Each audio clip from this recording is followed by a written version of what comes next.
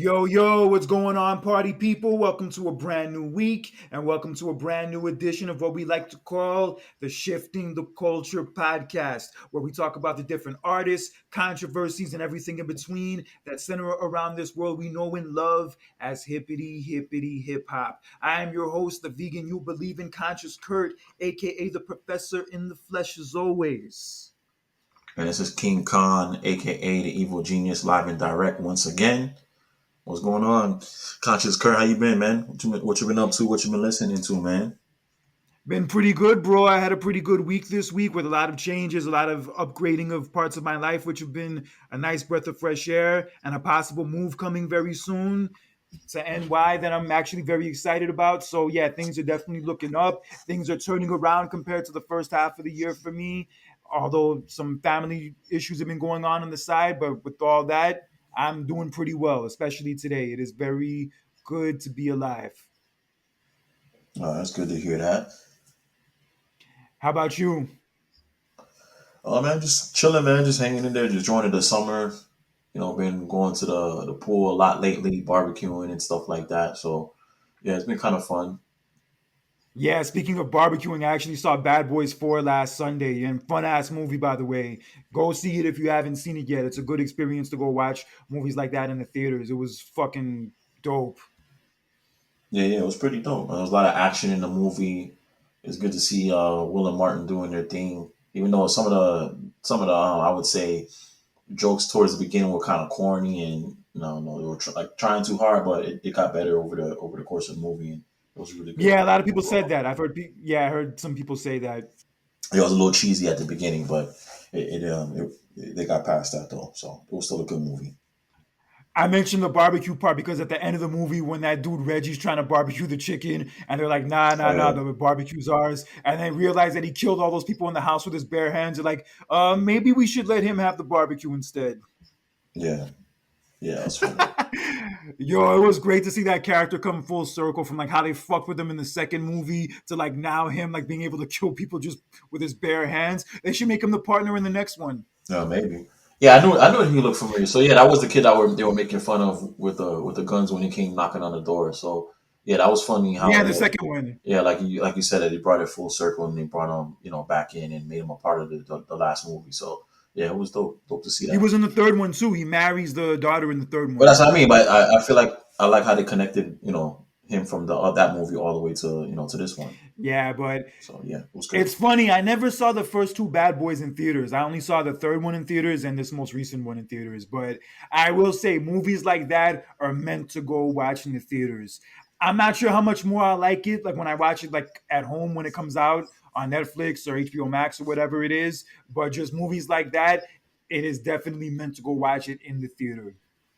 Yeah, it's definitely a different experience. You got the loud sounds and just a different vibe in a movie, especially if you're gonna see an action movie. It's like a night and day difference when you're watching the movie theater versus at your home, unless you have like a home theater or like a surround sound system, something like that. But But just the experience of being there with other people and that whole vibe and that whole setting, yeah, just a different vibe compared to anything else. yeah, man. So hopefully we get some more good movies, man. I don't know. The movies haven't been the same. I feel like since the invasion of Netflix and all these streaming services, I feel like people are rushing to put out shows and put out projects, and has the quality has gone down over the years, and it's not really like any blockbuster movies like that have like been coming out. Like normally in the summertime, you have like a big blockbuster movie that everybody wants to go see, and I don't know. To me, it hasn't been like that in a while. Well, they So have hopefully we can get back to that. well, they have Deadpool meets some Wolverine. That movie's coming out next month. Yeah, that looks interesting. But I'm talking about action movies. They always had like a summer big blockbuster action movie that would come out, or the end of the world, or something. No, some shit that would happen. Well, they had Bad Boys recently. That's a big ass blockbuster. That been making mad money since it dropped. Yeah, that's what I mean. Like the Bad Boy is an example. I mean, there hasn't been a lot of movies like that over the past few years. I feel like everything is going straight to like streaming services, or movies don't stay in the movies for a long time. You know what They're only actually there for bummed like a few weeks. and speaking of which, you know what bums me out? The new Beverly Hills Cop that's supposed to drop next week is going to be straight to Netflix. It's not even going to be in the theaters. Yeah, so I remember when we were growing up, they used to have movies that they wouldn't come out in the movie theaters. They would just go like straight to video or straight to DVD. That's kind of Yeah, like what that kind of like get that same vibe. So I don't know. I'm not expecting what's much. Those type of movies, you don't know how they're gonna be. It's gonna be either really low budget or and cheesy, or it can be phenomenal. So we'll wait and see. Well, I'll say this much about Beverly Hills Cop 4 dropping next week. Even if it sucks, even if it's whack, it can't be any worse than the third one was. Cannot be any fucking worse Yeah, than that. That movie was fucking trash. And literally the only reason why Eddie Murphy agreed to do it was because of the salary they gave him. But even people on the set said that Eddie Murphy was just miserable the whole time making that shit. And it showed with the way the movie turned out and how much money it made. So yeah, anything they make with this fourth one is an upgrade. yeah. I don't remember. The last one came out so long ago. I have to rewatch it. It came out like over 15 years ago, right? Yeah, Yeah. 94. Yeah, the last one came out in 94. Yeah, so yeah, I'm sure for the nostalgia, people gonna like it, and to just to see Eddie Murphy. But yeah, I don't know. I'll check it out. I'll see what's up with it. Yeah, that's and Balky from Perfect Strangers. That was his big role. Was the first one. That's how he kind of blew up. Was Oh yeah, yeah, from yeah, being in Beverly Hills yeah. I Cop. remember that show. Yeah, and you know what's funny? You know what today is? Today is the 35-year anniversary of the release of the Batman with Jack Nicholson and Michael Keaton. That was probably the best one out of all of them to me. Yeah, it's so crazy. I remember when we used to have the VHS and we would watch it all the time. And yeah, it's so crazy that it was so fucking long ago. Yeah, that's Yeah, nuts. 1989. Yeah, that Batman was pretty dope, and the Batman symbol too. Yeah, it was dope. Dope times. Yeah, I saw somebody at work wearing that shirt yesterday. Yeah, that Batman logo from back then. Yeah, that shit was everywhere. That shit was fire, yo. That shit was fire. Nah, but I feel like Batman was probably my favorite, like, the comic book superhero type of character. I feel like Batman was my favorite out of all of them, especially at that time. It was gangster. Yeah, and Jack Nicholson was no slouch either in that movie. Hell, he probably made that movie. Yeah, it was pretty good. Pretty good movie. All right, but let's get into our main story today. As this past Wednesday on Juneteenth, to be exact, Kendrick Lamar had his pop out concert in Inglewood, California. And I have to say, this shit was fucking fire, son. Yeah, it was. He had a set that went about an hour and a half. He performed a bunch of his bangers on it. And I could definitely say, as a Kendrick fan, ever since the Section 80 mixtape dropped, I was very satisfied with the set list, his fucking performance, his stage presence, and just the whole presentation, man. I'm just pissed I didn't get to watch it live, but just getting to watch it afterwards, a couple days later, yo, if only I could have been there. If only all of us could have been there, really. Yeah, man, it was definitely a dope concert. I feel like this was the best moment in hip hop. I would say ever since the Jadakiss verses moment, and we'll talk about verses more a little bit later on. But I feel like that was like the biggest night in hip hop since then. We've had a lot of big nights, but I feel like that's like the night that kind of like compares to like the feeling that I had that night during the pop out concert. It was just dope to see, man. Just Kendrick like put on for the West Coast. Like Kendrick said during the concert, the West Coast has been fucked up ever since Nipsey and Kobe died a few years ago. They haven't really had like a moment, or like an artist that they can rally around and kind of like put all their energy into. So it's a dope moment for the West, dope moment for hip hop. And I love how Drake made it bigger than just the Drake beef. He made it about his coast and bringing it, putting on a lot of artists in the hood. I don't know if you saw the beginning part, but when DJ Head came on and DJ Mustard and friends, they brought out a lot of like West Coast artists, which was dope to see, and they got a lot of shine. They got a chance to perform some of their hits. Like you had YG, you had Tyler the Creator, you had a whole bunch of other West Coast artists, West Side Boogie. Like it's just too many to. Ty Dolla Sign came out. A bunch of artists came out blast. So it was just dope to see them do their thing, get love, and then I love how the stage was set up. I love how it was like a long Oh, stage. That was dope, and it kind of and the it was lighting dope to see. too. The The red lighting lighting was too. dope. The lighting, just the whole production, the whole stage, everything was dope. And I love how the stage was long, no diddy pause, and it was like it didn't make sense until the end of the show why it was set up that way. But we'll talk about that in a moment. But it was just dope to see Kendrick finally get his flowers and to show that he's it's not just he's not just an artist that just went back and forth with Drake and now all of a sudden he's hot.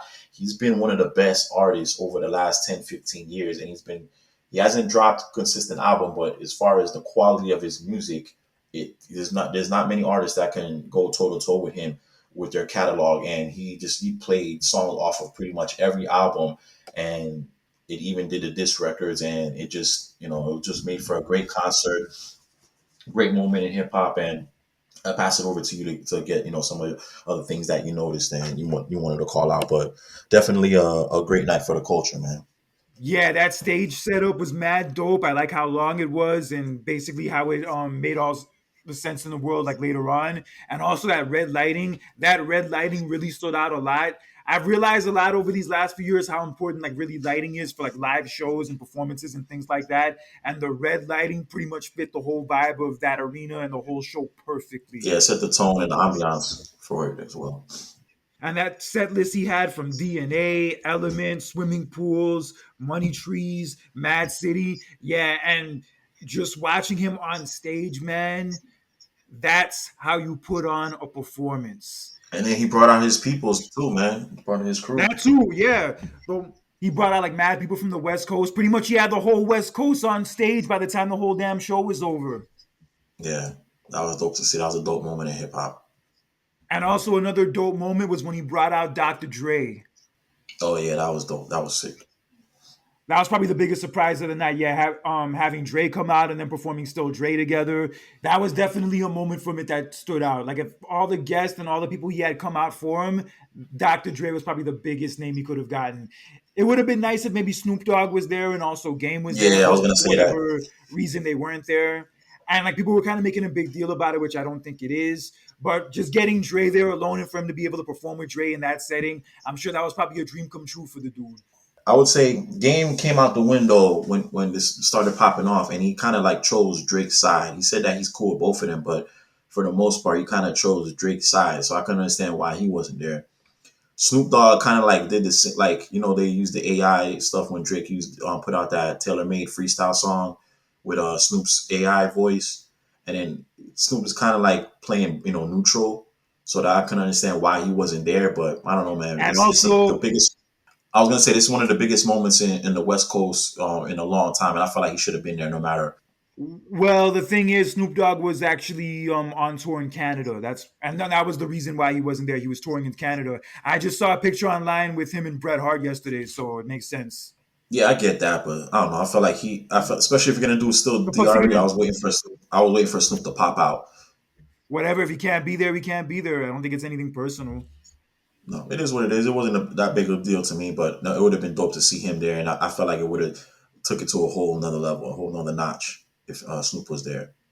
The main event of pretty much the whole concert was Kendrick performing Not Like Us, which he performed not one, not two, not three, not four, not five, but six motherfucking times in a row. And not even the fact that he performed it six times in a row and the fact that the crowd was singing along with every single last word.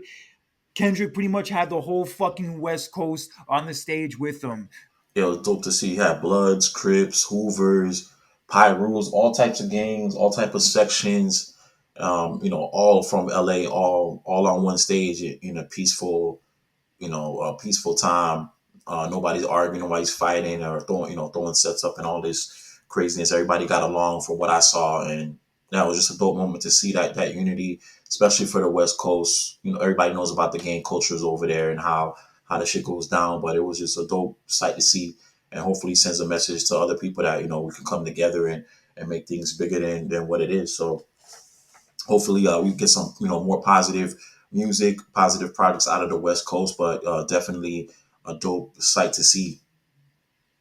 Yeah, and it's crazy. Like a politician didn't do that, a political activist didn't do that, a rapper did that. Yeah, it's crazy. Kendrick Lamar got all those people to come together and put all their bullshit differences aside just to come together for that experience and all the shit on Drake in the process.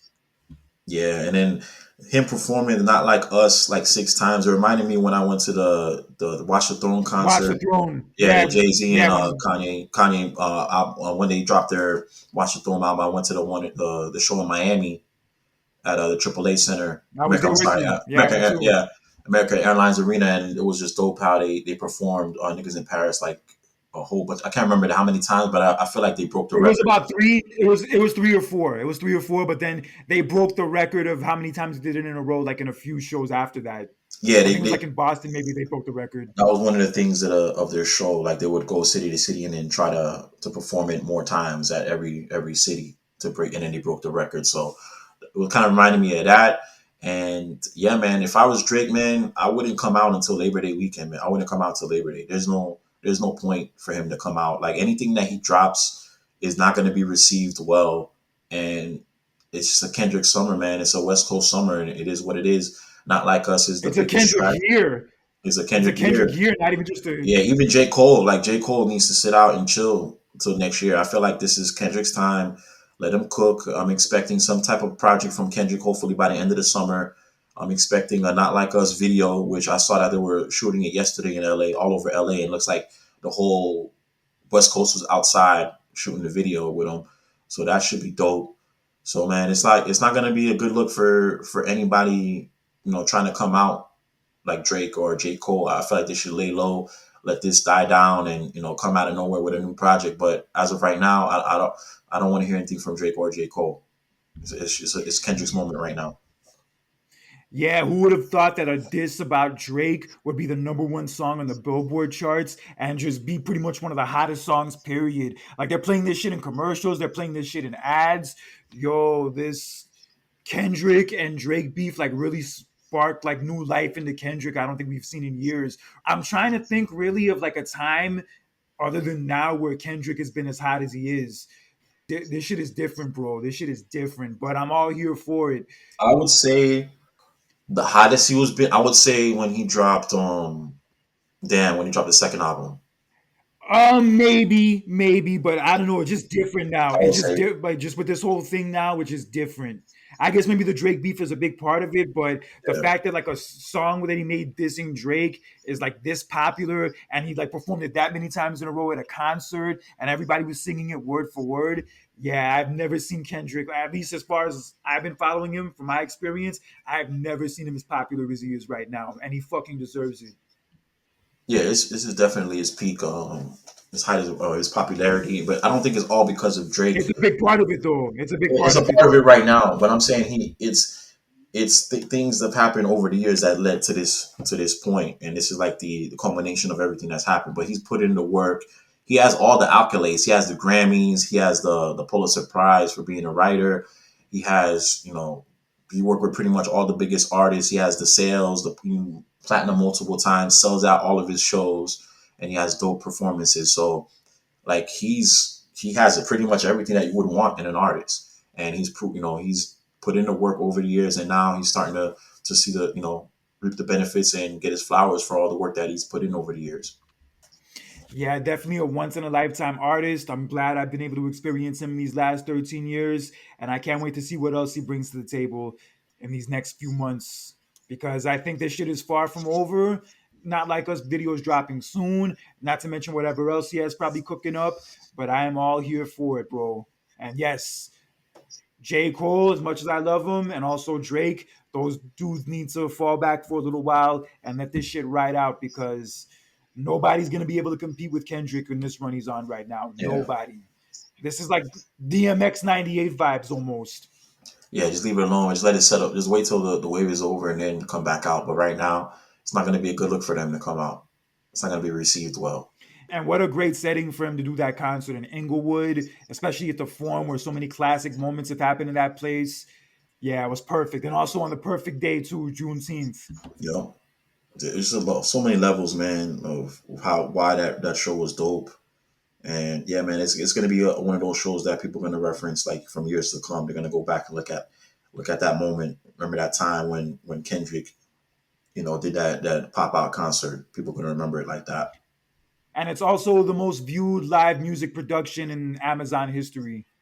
That's nuts. Like everybody was able to watch it online. That was crazy. Yeah, we need more concerts like this. We need more big events like this. Yeah. Maybe they could do Drake and Kendrick like in a face to face battle. Yo, that shit would be huge. If they did a verses like that, then okay. Now we're talking. Yeah. I don't think Drake wants to do that though. Nah. But despite this, despite the fact that a song dissing Drake is like one of the hottest songs in the world right now, Drake still surpassed 100 billion streamers on Spotify. That's a lot. Nobody has that many, bro. Nobody. Not even Taylor Swift. Taylor Swift doesn't even have that many streams. Yeah, like I said, he's been the hottest, artist, ever since, like, I'm sorry, he would be, like the biggest artist ever since like the Spotify and those streaming services came out. So it makes sense that he would be the one with the most. And yeah, he's been doing this for a long, long time, and he has really big hits. So I'm not surprised that he's the number one streamed artist. Yeah, like him or not, the dude definitely creates a buzz, and the dude definitely has been able to stay relevant for as long as he has for a reason. And you got to give the dude credit for that. Yeah, definitely. All right, but let's move on to our next topic. As Fat Joe was recently on his live the other day, and he basically talked about the fact that if Chris Brown hadn't gotten into that situation with Rihanna a couple years ago where he beat her up, that he would basically be Michael Jackson. Not like Michael Jackson, but Michael Jackson. Talking about how he can sing, dance, perform, and basically do everything that Michael Jackson did. And with all that being considered, that he would be someone you could say is the Michael Jackson of this era in that sense. Yeah, I agree. I feel like, yeah, if you look at Chris Brown, the singing, the dancing, the performing, just everything as far as him as an artist, there's nobody else really on that level who's able to go into different genres and still be dope, and put on dope performances. And like, we haven't seen anybody like that since Michael Jackson. I'm trying to think of anybody else who's, Well, well, I would say maybe the closest would be Usher. That's another person I would probably compare to him. yeah, like Usher, Genuine, Neo, like people like that, that kind of category. No, I would say, as far as like similar to MJ, I would say, yeah, Chris Brown is the closest. He blows the other guys out the water. I would say Usher is probably the closest to Chris Brown, but even Chris Brown is like a whole, as another level from Usher. But I guess I would say with Usher more star power level because realistically, after that incident with Rihanna, although Chris Brown still had a great career, he just was not in that same stratosphere compared to where he was before all that happened. And I feel that Usher got closer to that Michael Jackson level commercially than Chris Brown did. Chris Brown was on his way up until that happened, but after that happened, it just wasn't the same. Yeah, He still had a great career. He still had great albums and great songs and all that jazz, but I just remember Chris Brown before that happened, and I remember Chris Brown after that happened, and trust me, there was a difference. yeah, definitely the public, kind of like didn't look at him in the same light. So it definitely makes sense, especially with all the Me Too movement, and everything that women's rights and whatnot, and domestic violence. That's a touchy subject, so it makes sense why people don't look at him in that light. And you are right, Usher did do a Super Bowl, so a lot of people are like on the mainstream level do know Usher. But I feel like, yeah, as far as like songs, like the dancing, the memorable performances, like Chris Brown is right there, man. Like, if it wasn't for that Rihanna thing, he would be considered the top person since MJ. Literally right before the Rihanna thing happened, like in 2008, he was like one of the hottest artists in the world. That exclusive album with Kiss Kiss, also that song with You, also that No Air song with Jordan Sparks. Yo, he was fucking everywhere during that time. He was doing those double mint gum commercials too. Yeah, he was really on his way during that point and he was killing it. And then after that shit happened, I feel like he kind of embraced more of like the edginess that kind of people associated him with. And then, yeah, he just went in that direction. Yeah, man. So he's been doing a lot of different things. He raps, he sings, he does R&B. So he could do a lot of different. He does like inspirational songs too. So he does it all. Kind of like, how R. Kelly used to dabble into like different things. He could do different type. He could do slow R&B. He could do up tempo. He can kind of rap, and then he could do like those inspirational songs, like I Believe I Can Fly. So I feel like Chris Brown has the total package, like everything that you would want in an artist. He has it, like, or he's able to do it. He can dabble into reggae, into Afro beats. He's dabbled into a lot of different genres. And like you said, he can rap too. He ate Quavo's ass alive in that diss recently. Holy shit. And he's had a lot of great collabs, especially collaborations with rappers over the years. And probably the one that stands out the most is Look at Me Now.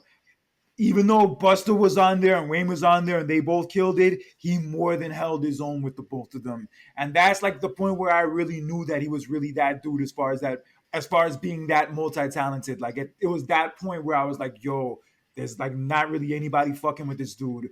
And definitely one that deserves his flowers, regardless of your personal feelings. Yeah, he definitely does. If you could separate, that's maybe we're getting to the point where we need to separate the artist from the art, because a lot of these artists behind the scenes, they're into a lot of stuff that we don't we wouldn't be fond of. So yeah, it might get to the point where we might need to start separating the music from the artist, because everybody has things that they've done that they're not proud of, or things that they've done in the dark that a lot of people don't know about. So you know people are human, people make mistakes. It's all about learning from your mistakes and moving forward, and not doing the same thing again. So I feel like he should get some grace. This was what, how long ago did the thing with Rihanna happen?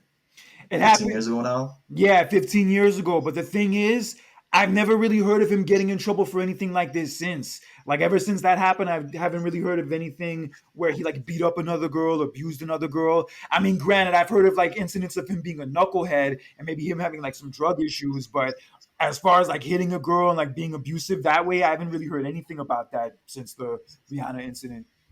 Well, I did kind of hear about that thing that happened. There was a rumor or something that he tried to get into a fight with Tiana Taylor, and Usher broke it up a few years ago. But I don't Oh know if no. that's Quavo kind of referred to that in that diss track that replied back to Chris Brown. So I kind of forgot about that. But that hasn't been been proven. So at least we know what for fact that the Rihanna thing happened. And hell, even Rihanna and Chris Brown have done songs together since then. Yeah, she kind of let it forgive him, I guess. Yeah, if she can move past it and still be cool with him and do songs with him, why the fuck are other people still pissed off about it? Yeah, people just like to pick sides. Because it happened to her. It happened to her. It didn't happen to them. Yeah, some people, man, they just like to be butthole over, hold on to grudges, even if the person already let it go and forgave the person. They just never forget, never forgive, and move on. Sensitive ass damn people. But I will say this much as I love Chris Brown, as great of an artist as he is, I will not be paying no $400 just for a 400 level seat to go to his concert. Bro, he's supposed to be in Atlanta in a few weeks now, checking up like the tickets for his concert. And yeah, literally the cheapest tickets are $400. Yeah, it's nuts. Batshit, son. To take a girl to that concert, that would be like a month's rent total. Yeah, you're paying a stack at least, and then that's not including drinks, parking, food, nothing else. Yeah, Oh, I'm taking the martyr. Or if I go there, I'm taking the martyr. yeah, I don't blame you. I will never ever drive to downtown Atlanta ever again. Yeah, especially where you're located. Yeah, it's easy for you to get down there. Yeah, literally, you could drive your car to the MARTA station, park it there, take the MARTA to downtown, and literally the MARTA station is right in front of State Farm Arena. You get up on the escalator, and you're literally right at the front door to State Farm Arena. The fuck I Yeah, need to drive there for?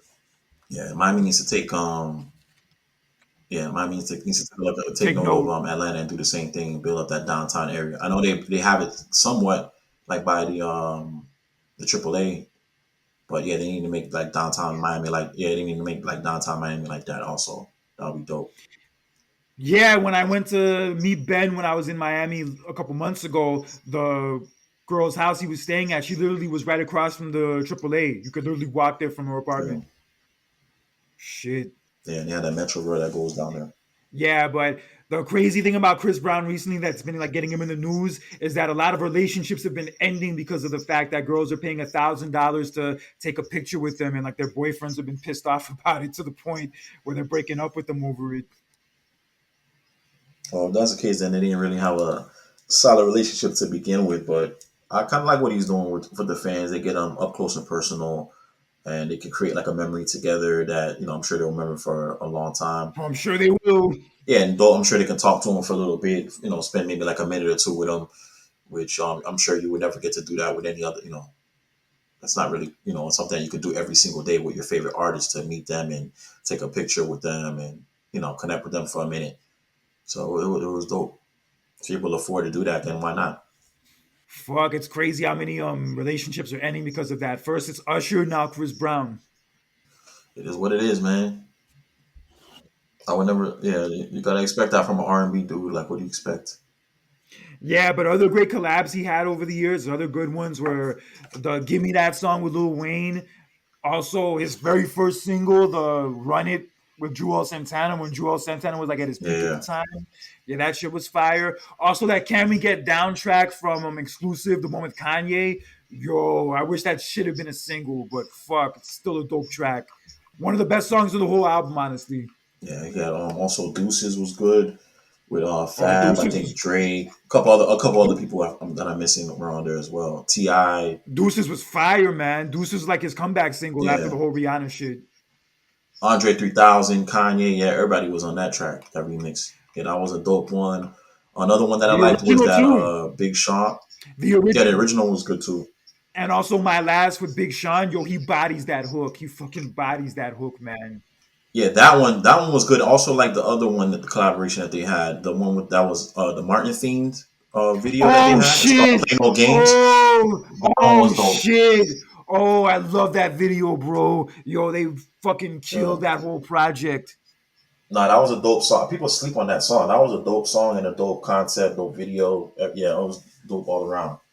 Yeah, but the How they video pull that really off. complements it. Yo, but Yeah. I'll be honest, that song is not the same without the video. Yeah, you're right. But the song is still good. I still like the song though. Yeah. And also For the Road with Tyga. Oh my God. Yeah, he had the other My what's the heart other dude? beats. The dude Kid Ink. He had a song with Kid Ink also that was pretty dope. I think Show Me was called. Also, a really dope club song he's on with Fat Joe. This one called "Attention." Yo, that song is mad fire. That's like one of the best like party songs that I think he's done in years. He's done some party songs. He has that song with Pitbull. That's pretty big. Oh, "International Love," I think it was. Yeah. He got that song. I'll probably say "Look at Me Now" is probably the one that stands out most because just him, Wayne, and Buster all body it. Yeah, going crazy. Yeah, that was a dope track. And the hook, the fucking hook. And then also I Can Transform You. I Can Transform You also was fire. Yeah, he has hits for days, man. You can't go wrong with Chris Brown, man. But just those rappers really compliment him though. Like just his collaborations with rappers are like different compared to like Usher's collaborations with rappers. Yeah. All right, but let's get into our next subject as Timberland and Swiss Beats recently strike the distribution deal with X for Verses, which means that Versus will now be airing on X in the next few months whenever they do have the next few ones that they do. But a lot of people are kind of divided on this. Some people are thinking that it's a cool concept, while others are thinking that it's kind of a sellout move on the part of Yeah. Timberland and Swiss Beats. Do you agree with that? Because I know the reason why people are saying that is because of Elon Musk. Elon Musk has done a lot of things that's not good for African American people.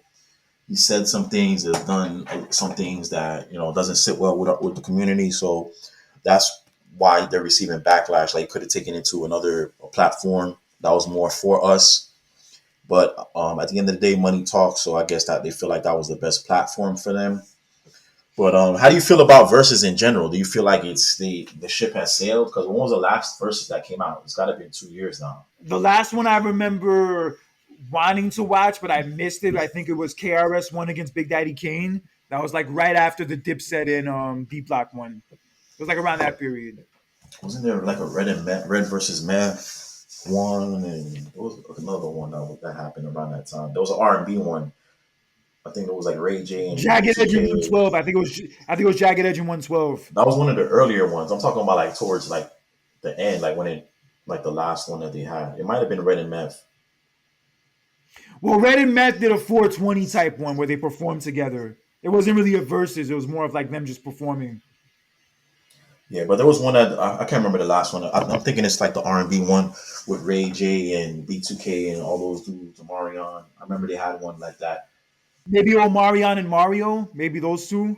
I think it might have been one of those guys. Yeah, I guess they did one like the Y2K kids, like they were going at it. But anyways, I think that was like the last one that I can remember.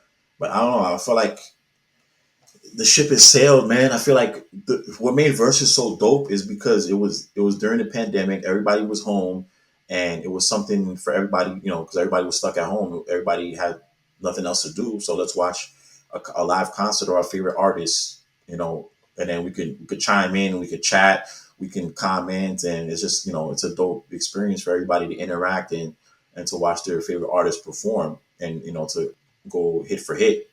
So it was dope during the pandemic, and I feel like the Jadakiss and the versus the Dipset was like the peak of verses, but since then it's been a couple years, man. I don't know if they're gonna be able to recapture that same magic unless they have like Drake versus Kendrick Lamar or like Nas versus Jay Z. Jay Z or Jay something Z. like big like that. If it's not something like that, I don't know. I feel like it's gonna be hard for them to kind of come back and get people's attention like how it was before when everybody was just stuck at home.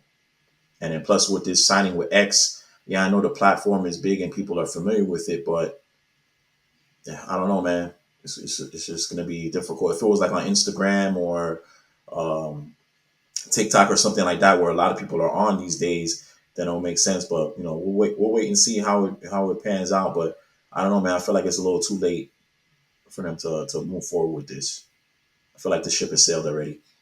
Well, for one, I haven't been on X in like 2 years.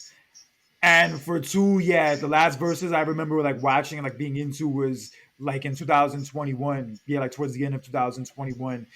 I mean, if they could get two artists, I'd be curious enough to like watch in a verses. That'd be cool. I'll definitely check it out. But until then, I'm not really putting it like on my calendar. It's like shit I'm looking forward to. Yeah, yeah. So they're gonna have to prove. They're gonna have to show and prove.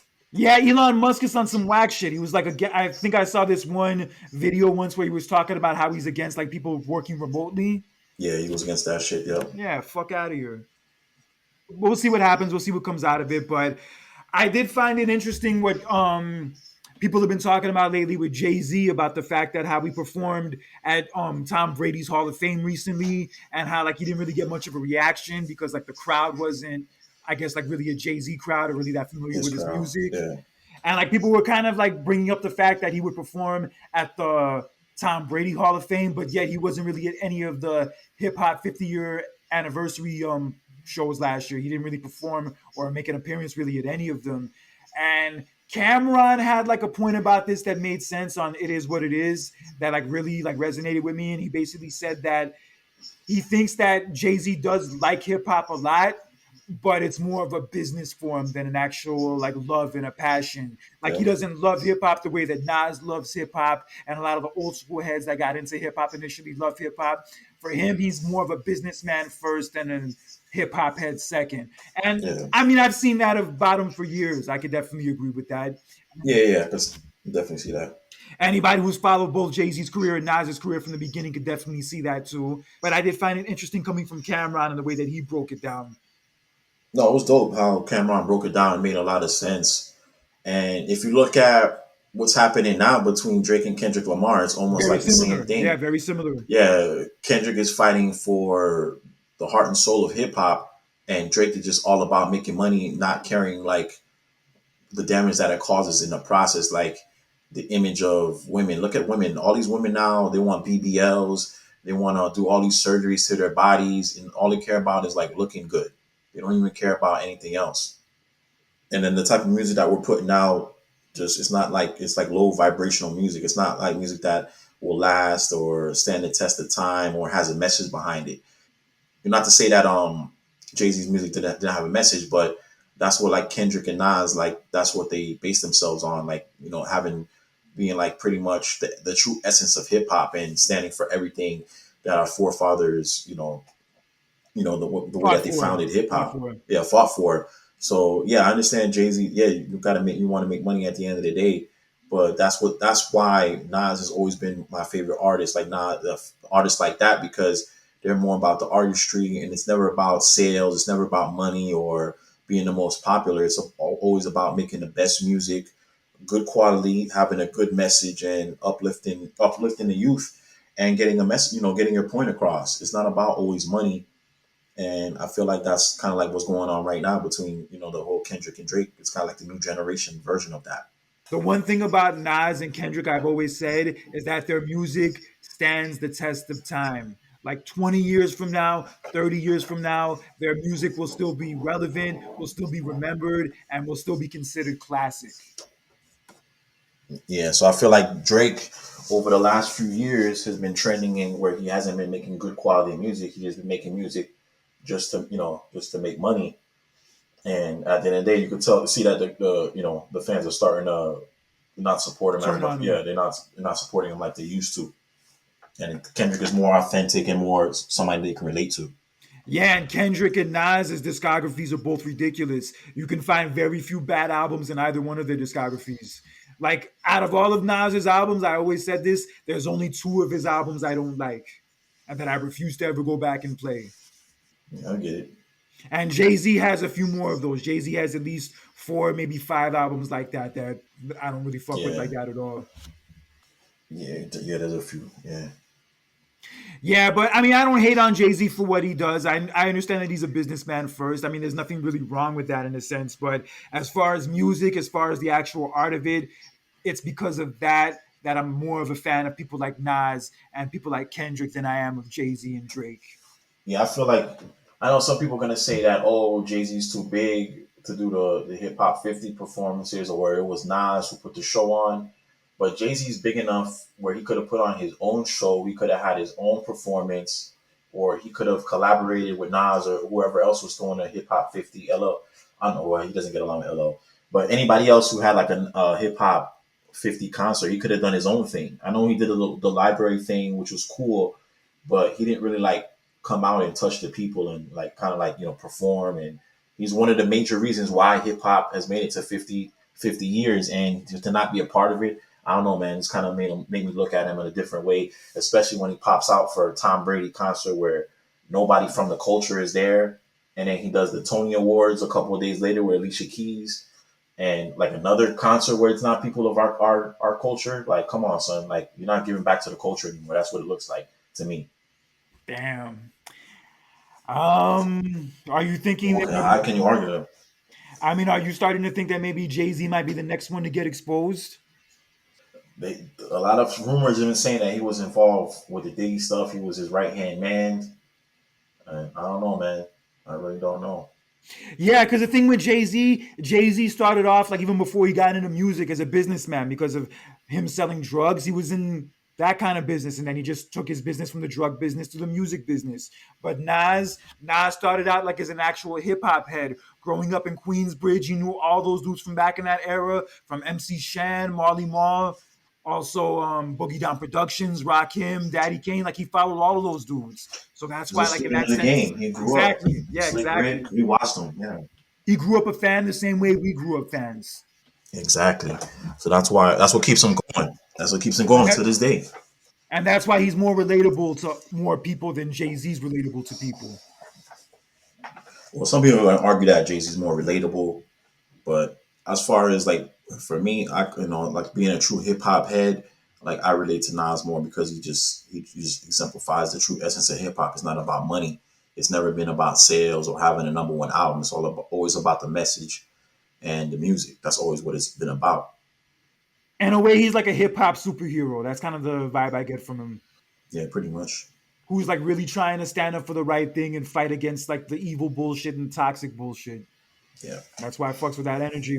nothing wrong with getting money, but to be considered like the best of all time, like it's just something different. And there's also nothing wrong with getting money, but some of the things people do to get the money, in some cases, there is something wrong with. Yeah, All right, but let's shift gears to some of our anniversaries. As this past week marked the 20-year anniversary of both Jadakiss's The Champ Is Here mixtape and his most successful commercial solo album, Kiss of Death. yes, sir. And I remember this time frame very well, the summer of 2004. This was the summer before my senior year of high school. And I was a huge fan of Jadakiss at the time, to the point where he was considered one of my favorite rappers personally. And I was really anticipating this Kiss of Death album. And while I'm not as much of a fan of Jadakiss and his style of rap anymore, during that time period, I was definitely not disappointed. Well, yeah, this was Jadakiss was you can pick and choose when you think he was the hottest, but I feel like yeah, this is definitely one of the times when he was at his peak. That Champions Here mixtape, to me is one of the best mixtapes of all time. It was so fire, produced by Green Lantern and also Big Mike. It was just a dope project, and I feel like that mixtape was actually better than the Kiss of Death album. I felt like it had some joints on there. I disagree, but go on. Well, you could disagree. That's on you. I feel like the Kiss of Death album was cool, but I felt like it did have some commercial songs on there, which like that Mariah Carey song. It was dope, but I don't know. It felt like it was just a little bit different from what we expect from a You know what's Jadakiss. funny? You know what's funny? Actually, speaking of that song, I feel like that song would have hit a lot harder if it came out a year later, because a year later is when Mariah had that big comeback with "We Belong Yeah, Together" and "Shake It Off." I feel like that song would have hit a lot harder if it just came out 1 year later. yeah. So it was a good track, but I just felt like it was just I don't know, it was It off was brand for for it served its purpose. Yeah, yeah, it served its purpose. It was fine for what it was, though. Yeah, and I felt like at this time, like Jadakiss was a good. He's always been a good artist who can give you a 16 on any track. He's like a good feature artist. I feel like Fab is the same way. They give you great 16s no matter what track they're on. But when it comes to making a full body of work in an album, I feel like that's where they kind of like have some shortcomings. No Diddy.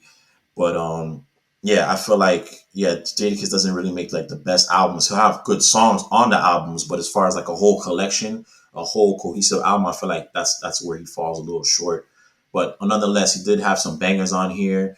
He had that "Why You So Mad At," which was a dope track. Obviously, "Why." We also have that "Still Feel Me," which was a dope track. "By Your Side," which is probably one of my favorite Jadakiss Ooh, tracks of all ooh, time. oh my God, he bodies it. Oh Yeah, my that God, he bodies sample, it so hard on that the one. video, yeah, that one is dope. And then another one, which you probably you're not gonna like this anymore, but shootouts with Styles and Jada Kiss going back and forth was another dope one to me. But it was 18 Yeah, they both tracks. killed it. Yeah, they both killed it. It was 18 tracks. I felt like if it was like 10 to 12 tracks, this would have been considered a classic album. But it just felt like there was too many unnecessary tracks on this one. Yeah, I'll always admit too that Jadakiss doesn't make the best albums. I'm not even saying this album was necessarily a great album either, but I just remember back then really enjoying the tracks that were good that were on there. And I just know as far as like as long as I've been a Jadakiss fan, this is by far the most popular he ever was commercially. This album debuted at number 1 on the Billboard charts, bro. Yeah, it did. Number 1, son. Yeah, like not just the hip hop charts, the fucking Billboard charts. Yeah, it was on fire at that time, man. Yeah, why was a big deal? Why was a big track? It was like on 106 in Park regularly. The video was dope. The concept of it was dope, where he's asking these different questions. Did it go Oh man, platinum crazy. or not platinum? Did he win a Grammy for that song or get nominated at least? I think he got nominated for a Grammy for this. I believe he did. And Yeah, just in general, I just remember like as far as like being a Jadakiss fan, this is by far the hottest he ever was as a solo artist. From this album and also the mixtape, yeah, this is probably like his peak from a solo standpoint. yeah, he was killing it at that time. And then he was on the Alchemist project also. Him and the Locks, yeah, they did a lot. They were killing it at that time. Also, he was on that song with Usher on the Confessions album. Oh yeah, that was a dope track. I want you back. Yeah, I kind of forgot of how much of a fan I was of Jadakiss back then. Yeah, like especially during this 2004 period, I was really into Jadakiss and also the whole D Block crew, but especially him. Yeah. Yeah, By Your Side is fire, Shootouts was fire, Thug Kiss of Death was also dope. That Time Is Up song with the late Nate Dogg, rest in peace. You also had the getting it in with me with Kanye. Ooh, Get It In With Me was so fire. And this is like when Kanye Yeah, first came out too. yeah, this was peak Kanye. Yeah, good fire Kanye. So that was another one. And what else? Welcome to D Block with Eminem. Yeah, he had a lot of fucking features on this now that I think about it. Eminem, Mariah Carey, obviously the D Block crew, Kanye. Holy shit. Pharrell, like he had a star-studded. This, like you said, a lot of big names. His biggest commercial album, and like I said, man, there's just a lot of songs on here that were unnecessary. Yeah, maybe a few of them. Like I think this Bring You Down song was like one of the first few songs. Look at you then, look at you now. Or Back to the The Hot Way. Sauce to Go. The Back in the Yeah, Way hot song sauce at to the end, I go. remember not being that crazy about. Yeah, so there's a couple songs on here now. Yeah, But nonetheless, still a popping time for Jadakiss. Definitely probably the highlight of his career commercially, and definitely some good to be found in both of these projects. Go back and listen to some of them. yeah, definitely. Especially Champ is here. All right, so let's shift gears to our next anniversaries. This past week marked the 14-year anniversary of Eminem's album Recovery. And I consider this Eminem's comeback album after his last two albums before this, Encore and Relapse, didn't really hit that hard. Recovery was definitely a breath of fresh air after those two. It kind of felt like Eminem was back in his dominance and back to being the Eminem we used to know and love, but a more grown up and mature version of that Eminem. Yeah, he had a lot of good songs on this album. One that stood out to me was the one with Rihanna. Oh, Love the Way You Lie. Yeah, I love the way you live. I like that song. It was a good concept, good video, Big good hit chorus by too. Rihanna. Rihanna. Yeah, Yeah, huge hit pretty big too. hit. Yeah, so yeah, like you said, it was definitely a more mature, growing up Eminem, more reflective. So it was just it's a dope time. This album. He didn't really have too many antics and all that crazy wacky stuff. So this is one of the albums that I really kind of connected to as far as Eminem. I would say. Yeah, he's more talking about like his recovery from his drug addiction and like trying to be better and trying not to go down the wrong path again. Like that song "Talking to Myself," yo, he kills it on that, and especially that hook too. One thing about this album that stood out was how great the hooks were. Eminem along with DMX, both of them always make very good hooks, or always made very good hooks in DMX's case. Yeah, some people know how to do that. Some don't. But if you know how to make a chorus, you can make people stay connected and keep their attention on your album. Yeah, a good chorus makes a big difference because there's dudes who can write a good verse, write a good 16, like we were talking about a few minutes ago with Jadakiss and Fab. And some of those artists, unfortunately, they can't make good songs, they can't make good albums. But Eminem has all that shit. And that shit was put on full display on this album. I remember jamming to this album a lot, like around that 2010 period. And yeah, it was just so refreshing to see Eminem like really back in his element after like not being in his element for so long. Yeah, just from talking to myself, 25 to life, where he like talks about like his bitterness about music, how it kept him away from his family and like consumed so much of his time. And not to mention going through changes is also fire. And that No Love song with Lil Wayne, that where like they sample Yeah. that What Is Love, like techno song from back in the day. Oh yeah, I remember that. Yeah, that's dope. What you say just don't hurt me, don't hurt me. And that Spacebound song, that one that sounds like a country song a little bit, that song was also dope. Not Afraid, Not Not Afraid afraid. Yeah, actually it was was a, the it was a big yeah, single. Not Afraid was like the first single. And yeah, Not Afraid and also Love the Way You Lie, both were number one. Both went to number one. Yeah, I feel like not afraid was like a lose yourself, kind of like a lose yourself. Yeah, it was kind of like his Yeah, apology, like saying like, trying to yo, get that same part. Yeah, it was kind of like, yo, I'm back and I'm sorry for like the shit I did over the last few years, but I'm back now and I'm not going anywhere. no, it was good redemption album for yeah, Yeah, good inspirational song too. And then Love the Way You Lie is like the ultimate song about like a toxic relationship. He's made those kind of songs before, but this one was a lot less I guess graphic is the way you could put it, compared to like the song yeah, Kim on Marshall Mathers LP. And this is also peak Rihanna too. This yeah, is also peak Rihanna. So getting around the hook was definitely a huge yeah. plus. Yeah, no, this was definitely his redemption album. Every artist has an album where, well, all the great artists, they have an album where, it doesn't look good for them. They've been down and out. Everybody's writing them off, and then they come back with an album that helps solidify them, in their career. Like Nas kind of went through this after Nostradamus dropped, and in between Nostradamus and when Stillmatic came out, everybody was doubting him, and then Stillmatic is what pretty much helped save Nas's career or helped solidify his career as one of the greats, and he's still around to this day. So if Eminem never dropped Recovery, if Nas never dropped Stillmatic, who knows what we would have just we would have probably considered him as one of the greats like how we do now.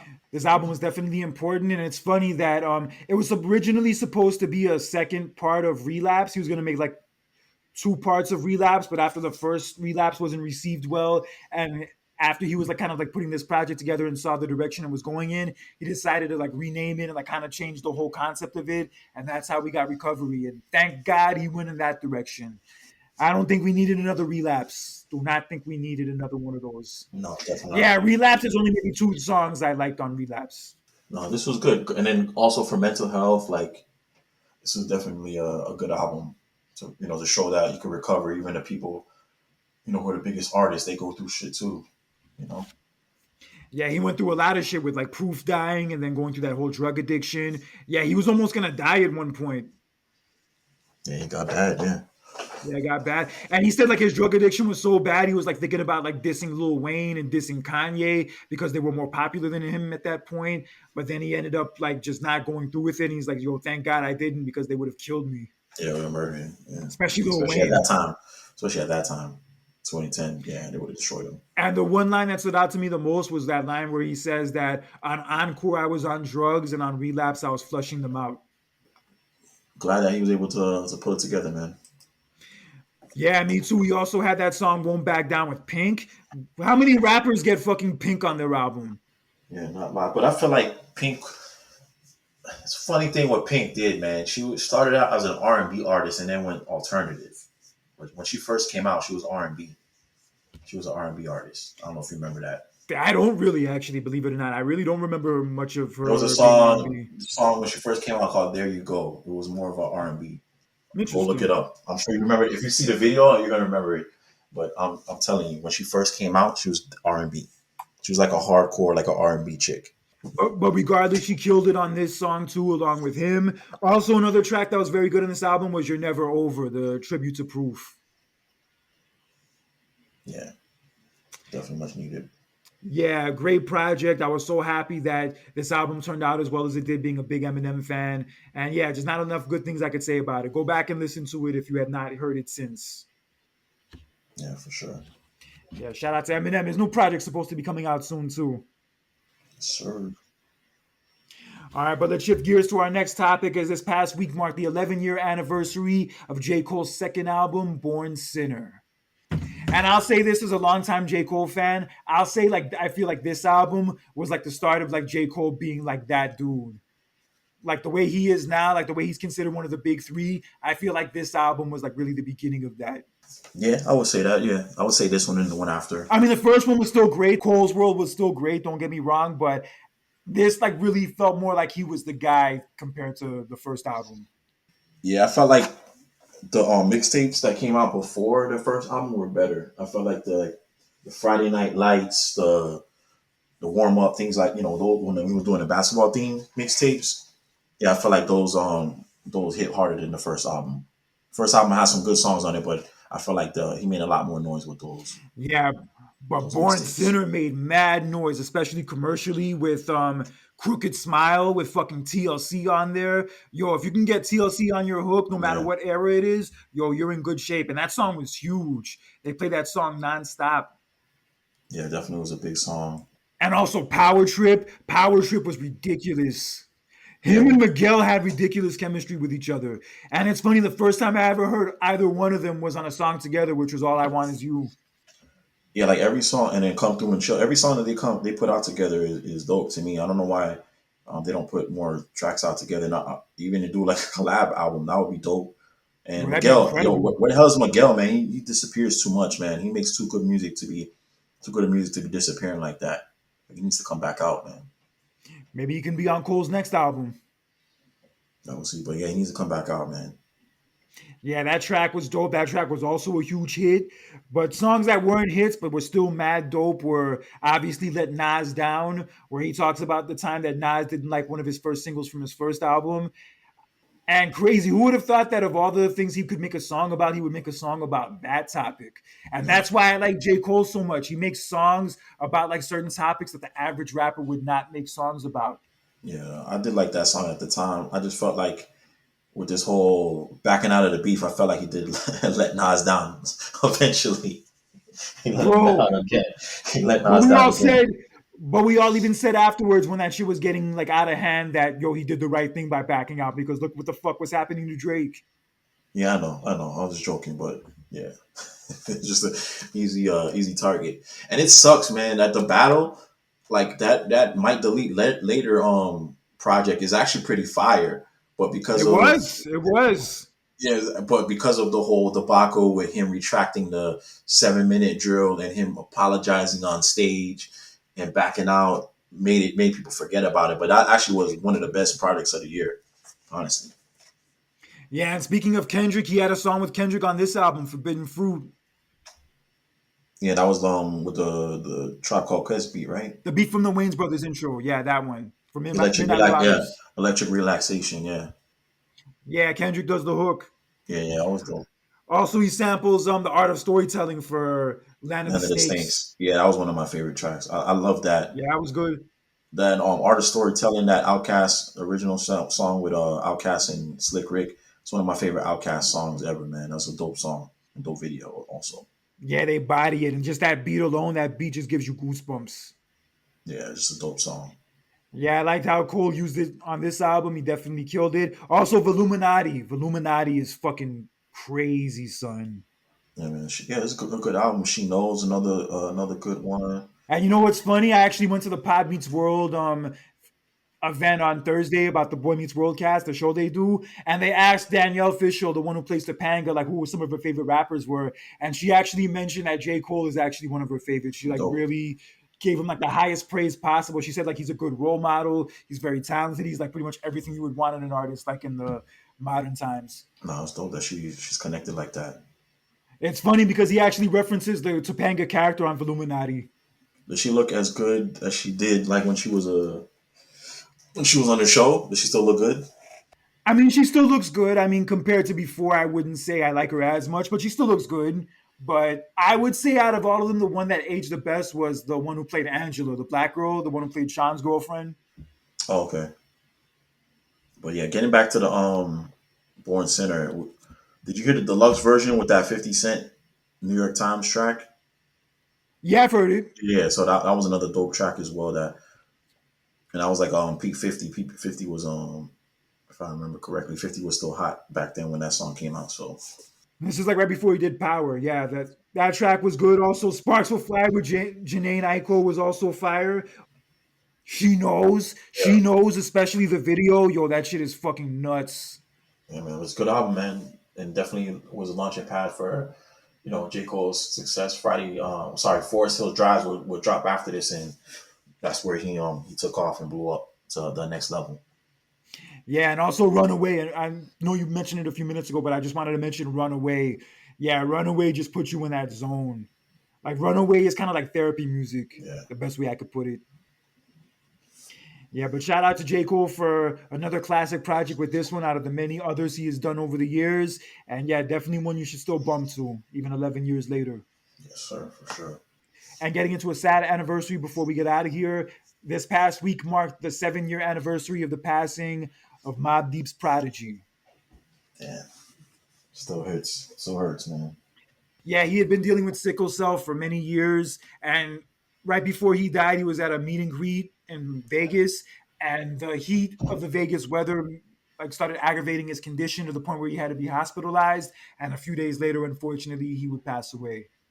Yeah, it's sad, man. Somebody gone way too early. I wish, man, he would have never got locked up. Man, at that time before he got locked up, man, he was the top 10, top five ever, man. Like Prodigy was that dude, man. Like Prodigy, people don't understand how nice Prodigy was, how lyrical he was. Like he was just on another level, man. Like Prodigy is definitely one of the greatest of all time, and people need to respect him. And a lot of people wouldn't know about Alchemist because of him. He's one of the ones that actually put Alchemist on a lot of his projects, and a lot of Alchemist's first joints that became big and popular were from Prodigy. So shouts out to Prodigy, the whole Mob Deep, Havoc, the whole crew. Definitely gone too soon, man, and just wish that he was still around, man, because he definitely has some timeless classics that I still bump to this day. Yeah, one half of one of the most legendary crews in the history of hip hop, that being Mobb Deep. I feel like Prodigy for Mobb Deep is what Andre 3000 was for Outkast. That's the best way I could put it. Yeah, I won't say that, but I feel like Prodigy just his swag, just the way he comes on tracks, Energy, his vibe. energy, man, just another level, man.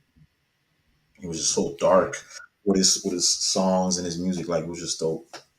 Yeah, it was unfortunate that he did go to prison for 3 years for that gun situation. And then he wrote that book. And he wrote that book that kind of like made people upset with him. Yeah, I actually listened to the audio version of that book on YouTube a couple years ago. Yeah, he has a lot of stories. And that's like where I really learned for sure and like really saw for sure that Mobb Deep were not studio gangsters. Those dudes were like really about that life. The real deal, Holyfield, like for real, for real. Yeah, just hearing the different stories of like the different incidents they would get into, the different times they got arrested and got in trouble and got into fights with people. Yeah, those stories were crazy, man. I wasn't there. I don't know how true all of them were, but just hearing it from his perspective, I'm like, damn, son, this dude lived a crazy life. Yeah, man, just sad, man. Sad he was gone, taken way too early. Yeah, 42 years old, bro. That's a young age. That is a very young age to die. Man. And it's so sad that like Havoc was so messed up about it that he didn't release music for such a long time. Up until like maybe a year or two ago, he started coming back out with like he came out with a project with Styles P. But yeah, he's kind of like fell back for a long time. I could see why. I can understand. Yeah, when you lose somebody that close to you, it definitely does something to you, especially somebody who you work with for that many years and who pretty much your whole career and whole life is linked to. Yeah, you definitely need Yeah, time to recover. yeah, it's tough, man. Yeah, I even heard that they had like a falling out briefly. Like I think Havoc like put something on Twitter at the time about like Prodigy, like talking crap about him. And then at first he kind of like said that it was like his account being hacked, and then later he admitted that wrote those things because he was like kind of frustrated with Prodigy at the time. But then eventually they ended up squashing it. Yeah, a lot of people had issues like Havoc. I know Nas has said that he had issues with him, but then he kind of like squashed Yeah, it. Nas mentioned him. Yeah, Nas mentioned him on the Bridge is Over on Yeah, Stomatic, and also Prodigy mentioned Nas in the book too. Yeah, he wasn't really nice about the things he said about Nas, but that's another story. yeah, exactly. You know, like that book kind of rubbed a lot of people the wrong way, especially in Queensbridge and in the hood. So yeah, it just wasn't a good look. He had a fallout with a lot of people and made a lot of enemies over the course of the years. Even Tupac was beefing with him. Yeah, they were the only rappers really who clapped back at Tupac. After Pac did hit him up, they were the only ones who really went back at him. Yeah. So when you say gangster, they're definitely for real. They're not like just studio or playing a persona. They were really about that life. And yeah, man, they made some of the best dope music, man, especially of that era. Even in that book, Prodigy said that if they had ever seen Tupac in person, it would have been a problem. Legit. Yeah, for real. Yeah, definitely a legend, definitely an icon, definitely one of the pioneers in this game, and more than anything, definitely gone too soon. Unfortunately, he got taken from us because of an illness and something that was pretty much out of his control. And yeah, it's very sad, man. How many rappers do you hear of like who really like die of things like this? I mean, I guess the only other ones I could think of off the top of my head are like Easy E and Guru. Yeah, because they had like cancer and AIDS and stuff like that. So Yeah, it's yeah, it was different. yeah, very sad Sad. and fucking crazy. He was in Vegas and the Vegas heat is like what fucked him up, and then he died a few days later. Yeah. Sad story, man. Yeah, and I've lived in Las Vegas before. I lived there for 6 years, and yeah, that heat is no joke. I know it's been hot out here in Atlanta the last few weeks, and it's been fucking brutal. But that Vegas heat is a whole different animal. Another level. Another level, man. And the thing about it, it is that way every day from June to September. But RIP to Prodigy, one of the legends in this game, one of the greats, and definitely somebody who will never be forgotten by these hip hop heads. No doubt about it. For real. All right, so King Kong, before we get out of here, let our listeners know how they can listen to past episodes of the podcast and also how they can follow us on social motherfucking media. If you want to learn more about the show or check out past episodes, visit shiftingtheculturepodcast.com. And if you want to debate with us, have any topic ideas, or want to shout us out, feel free to hit us up on social media at Shifting the Culture Podcast on TikTok, Facebook, and Instagram. Yeah, feel free to holler at us and feel free to debate with us in a healthy way. And we could even have you as a guest on one of the episodes one of these days. But until next time, for King Khan, this is Conscious Kurt with another edition of the Shifting the Culture podcast. Take care, enjoy your weekend, and remember, whether you are an old school head or a brand new school head, respect the motherfucking culture. That is all I ask. Have a good one, guys. Peace.